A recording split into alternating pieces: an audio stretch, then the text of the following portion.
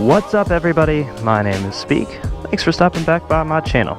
I really appreciate it. This video today is kind of I don't want to say a response, but I guess that's what it is, of a recent video I posted with what I called a close call, and there was a lot of people questioning my speed in that video. Now, I'm not going to get into the debate on all of that right now. The bottom line is I was still speeding, but I was not going as fast as my speedometer said. And there's a lot of people that just simply did not believe me. They're like, no, you know, it's crazy. Why isn't your bike set up right? You know, what's wrong with you? Whatever, whatever. It just simply comes down to that's how they come from the factory. A lot of bikes have speedometers that read higher than what is indicated, or than what is actual. You know, so say you're going 50, maybe you're really only going 45.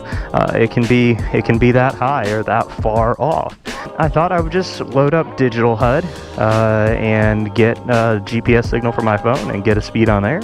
Got it set up on the RAM mount right next to my actual speedometer on the bike, and we'll just take a look and see what happens. See what our results are.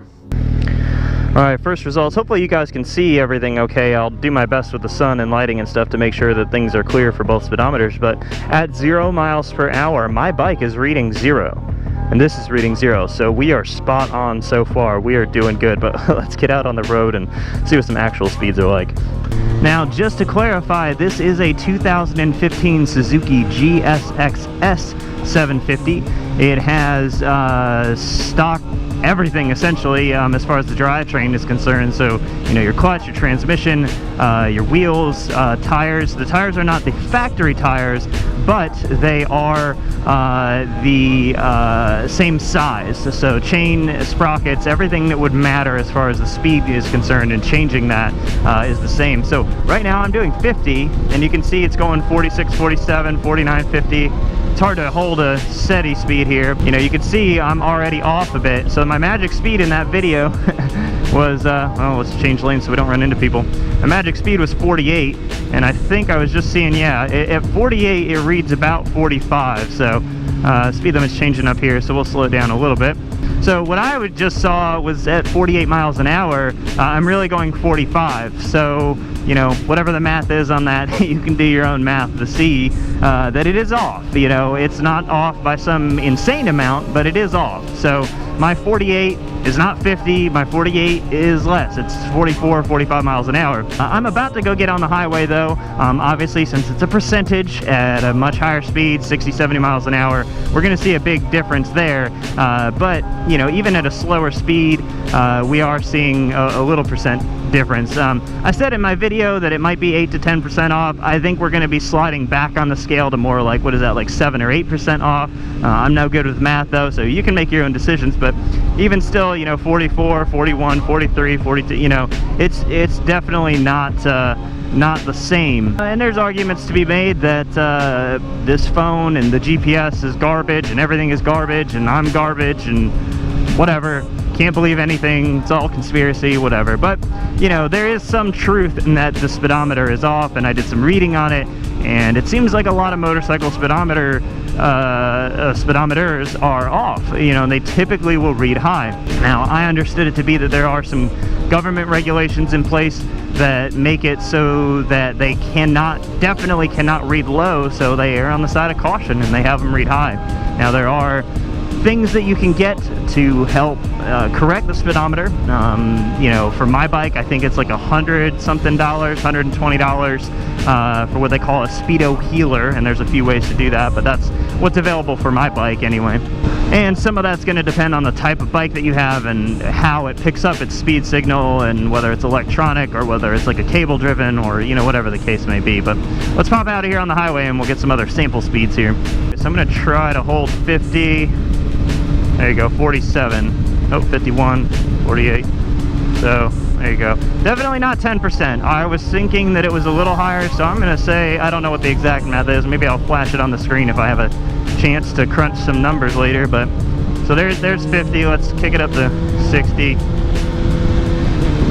And it's not going to matter which gear I'm in. Speed is still the speed. It's so hard on a bike to hold an exact speed. I need cruise control. That's going to be on my next bike though, probably. There you go, 60. We're getting 56, 59. Trying to hold around here, but you guys are getting the idea. So there's about 4 miles an hour difference here at this speed. 3, 4. So that might be 5%. Maybe I'm only about 6% off. I could be off. Let's kick this up to 70. There you go. 60, 66, 67. There we go. We're holding 70. That went down a little bit. Yeah, so 66 I'd say is a fair speed for 70. You might see this and that change just slightly. And I'm trying to hold and not wreck, not run into traffic. There's cars behind me, so I don't know how I'm going to run into them behind me, but it can happen. So yeah, these don't equal. They don't equal. I don't know. So a lot of times when I'm driving around, I'm going about 10 to 12 over the speed limit, at least on the highway. I don't do maybe 8 to 10 over around town, usually. That other video, again, we've already talked about that. You can go watch that. You can go discuss it in the comments section. It's fine.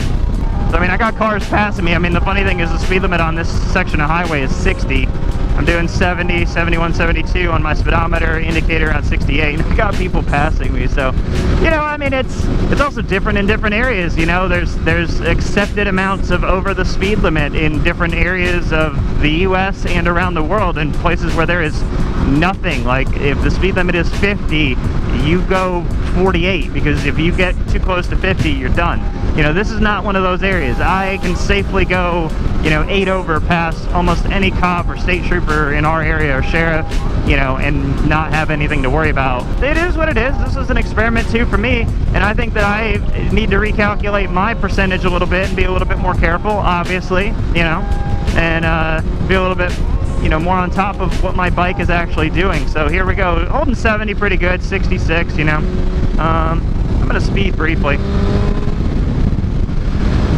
just so we can see. There's the 80. I'm gonna go up to 60 here. Why am I such a low gear? So 80, 75, so about 5 miles an hour, 4 or 5 miles an hour. So I think we're about 5 to 6% off. Now, even though I got the same size tires as the factory, like, you know, 180, whatever, I think the profile of the tire can be a little bit different and ultimately still affect the speed. So maybe that's it, because I had actually done this before when I got the bike just to see, and it was really 7 or 8% off. But I don't know, things change, loosen up. I'm crazy, different phone, different app, whatever, and yeah, it's seeming more like 5 to 6% is going to be a more actual number that maybe we can agree on. You know, that there is overage, but I was still speeding in the context of that video, so it's okay though. We'll get through it. Well, I hope that you guys have enjoyed this video. It was an interesting experiment for me as well, and yeah, I'll see you on the next one. Take this info as you will. If you ride a bike, maybe hook up a GPS on it and go check it out. You might find some interesting results. Anyway, see ya.